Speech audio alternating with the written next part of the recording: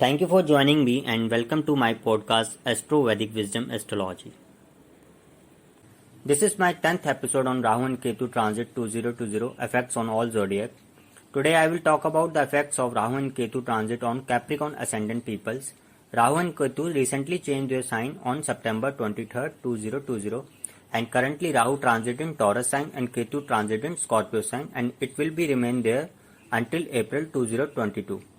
Now moving on to Rahu Ketu transit effects to Rahu Capricorn ascendant, the 10th sign of the zodiac. Capricorn natives are the most down-to-earth people and believe in hard work. They don't do daydreaming, rather than they make things work, proper planning and execution.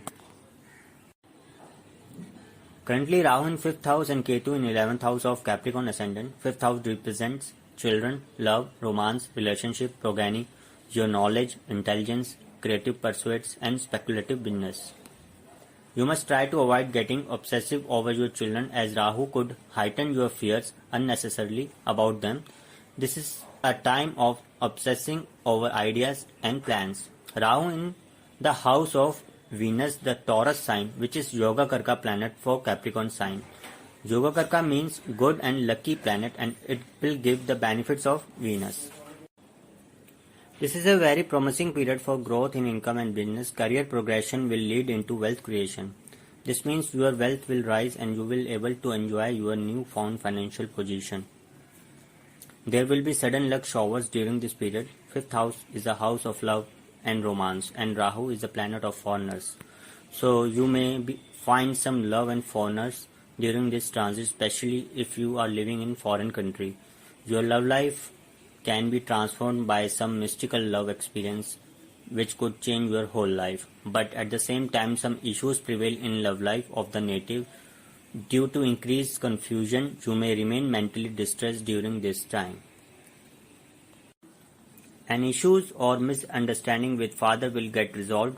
Any health issues in father will now get cured and removed. This time Capricorn people might see that issue in ancestral property ends with favorable results to them.